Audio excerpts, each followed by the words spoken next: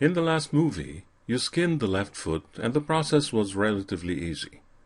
Still, you might have noticed that the process required a lot of back and forth between selecting vertices on a bone in the viewport and then adjusting the vertex weight by going back to the command panel or by going to the Weight Tool dialog if you had been using that approach. If you're going to take a day or two to properly skin a character, that's a lot of back and forth for your hand and wrist. Consider how nice and easy it would be to be able to select vertices on a bone to affect them, and from that point on, you'd hit a hotkey that would enable you to adjust weights right there and then, wherever you are in the viewport. No more travel to the command panel, no more travel to the Weight Tool dialog. Well, ladies and gentlemen, with our compliments, you'll be able to do just that. Among the files you downloaded for this tutorial is a macroscript file named quickskinvertexweight.mcr. This is a file you will be using here, and if you get used to it, you'll be using it elsewhere as well. The coding itself is pretty straightforward. The script has a name and a category defined to make it easier to find when customizing a hotkey for it. The heart of the script is made of these two lines here that take a selection, represented by the $, and apply a skin weight, which is essentially the same thing as adjusting the absolute effect value in the command panel. There are a couple of lines that condition the value never to go below 0 or higher than 1. The other important section relates to mouse actions. The mouse point function reads the current vertex weight as soon as you click and assigns it as an original value. The mouse abort function restores the original vertex weight value in case you cancel the command. And the mouse move function changes the value of the original vertex weight by increasing or decreasing it based on a screen grid distance. There's a multiplier value, here set to 0.05, that adjusts the sensitivity of the click and drag. Actually, a value of 0.05 may be too big. You might want to bring this down quite a bit to about 0.01 or 0.02 to tone down the sensitivity. This is a value you can alter to your own liking. Close the script editor when done. In order to use the macroscript, you first need to copy it to the appropriate folder in your 3ds Max install directory. In a standard installation, this would be under Program Files, Autodesk, 3ds Max 2013, Macroscripts. For versions prior to 3ds Max 2013, such as 2012, this would be under Program Files, Autodesk, 3ds Max 2012, UI, Macroscripts.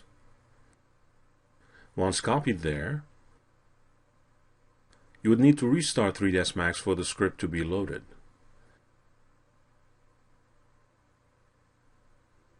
To assign the macroscript to a hotkey, go to Customize, Customize User Interface. In the Category pull-down menu, choose the Custom Skin Tools. This category would not show up if the script was not copied to the right place and if 3ds Max was not restarted. However, this only needs to be done once. From now on, the script would be loaded every time you start 3ds Max. Select the Quick Vertex Weight tool and click in the Hotkey box. Choose a hotkey for the script, for example, the Q key. If the hotkey is already used by another function, as is the case here for Smart Select, you may want to choose another hotkey.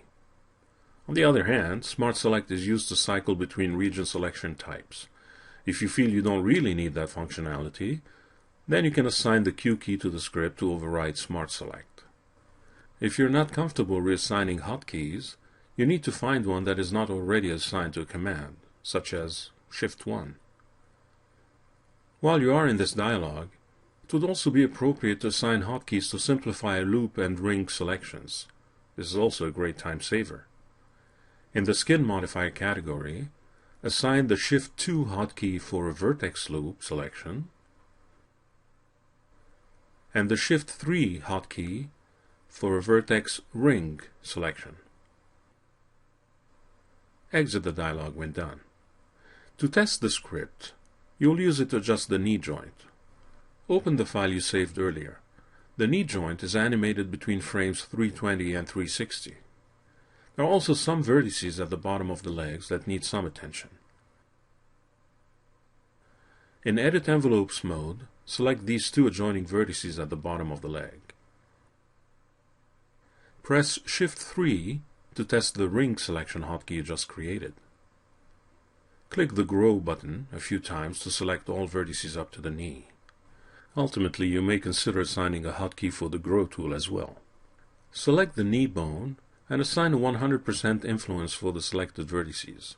Remember, this is the blocking out stage. You're not fine-tuning the weights just yet. Now select the vertices that seem they should be associated with the thigh. You may still need to add or remove vertices using the Ctrl and Alt keys. Select the thigh bone and apply 100% influence. Test the animation. At this point, it is far from perfect.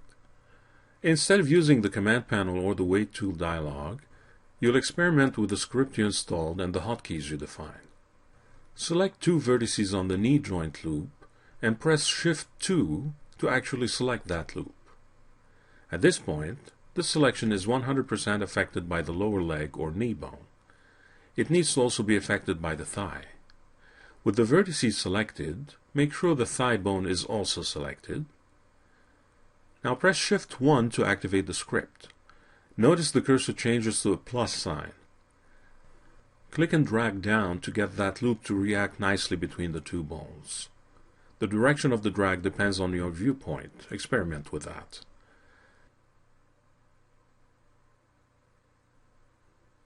That middle loop is not the only one that needs adjusting. You also need to adjust the neighboring loops as well.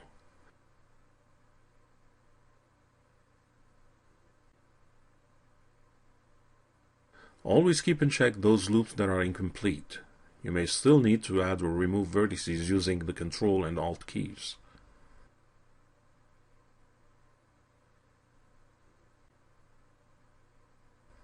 You may need to zoom in some situations to compensate for the sensitivity of the script's click and drag function. From this point on, the process is a bit redundant.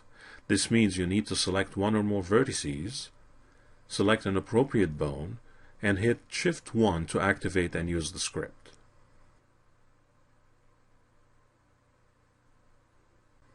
It is time-consuming, but you'll soon fall into a pattern until it becomes second nature.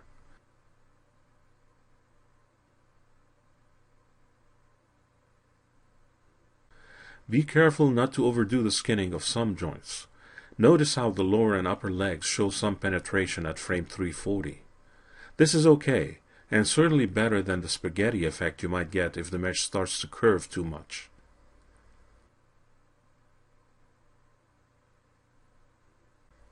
The same holds true with the bottom of the pants.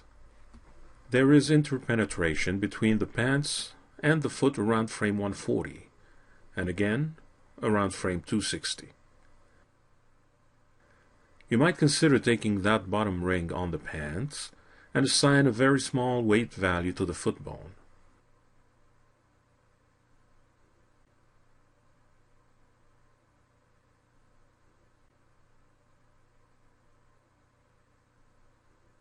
Just don't overdo it, as it will then appear quite unrealistic.